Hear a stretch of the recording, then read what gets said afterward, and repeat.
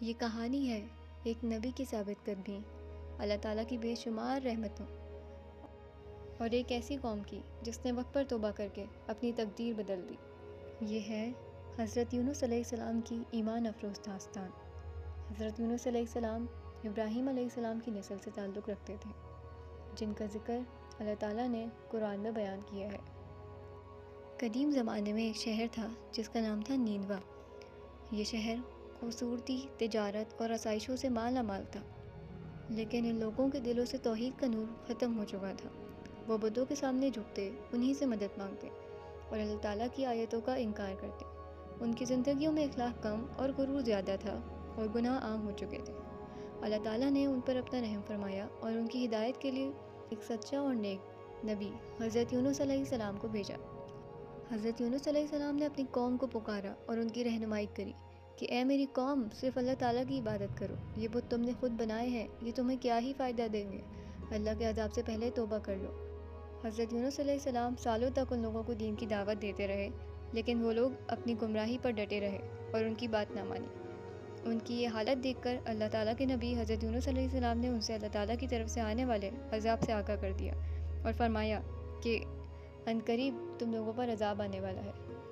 حضرت یونس علیہ السلام غصے کی حالت میں اپنی قوم کو چھوڑ کر نکل گئے، جبکہ اللہ تعالیٰ نے ان کو صرف 7 دن کی مہلت دی تھی، جس کے بعد ان کی قوم پر عذاب آنے والا تھا۔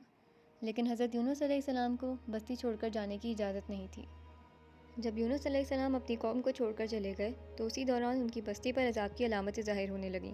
ایک بڑا سا کالا بادل ان کی طرف بڑھنے لگا اور اس کالے بادل میں آگ کے شعلے نظر آنے لگے۔ وہ لوگ باقی قوموں کے عذاب سے واقف تھے۔ پھر اس بستی کے سردار جمع ہوئے اور بولے، جس طرح عذاب پہلے لوگوں پر آیا تھا ہم پر بھی آئے گا، جلدی کرو اور سب توبہ کرو۔ اب ان کو یقین آ گیا تھا کہ حضرت یونس علیہ السلام سچ کہہ رہے تھے۔ ان لوگوں نے اللہ تعالیٰ سے معافی مانگی اور اللہ تعالیٰ پر ایمان لے آئے، مگر یونس علیہ السلام جب تک وہاں سے جا چکے تھے۔ اور لوگوں نے اللہ تعالیٰ کے حضور سجدہ کیا اور معافی مانگی۔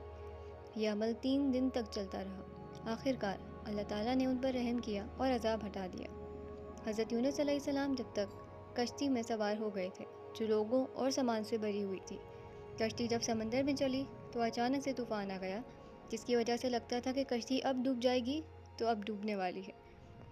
کشتی میں موجود لوگوں نے جلدی سے کشتی کا وزن کم کیا، لیکن یہ کافی نہیں تھا، تو ان لوگوں نے سوچا کہ قرآن اندازی کری جائے۔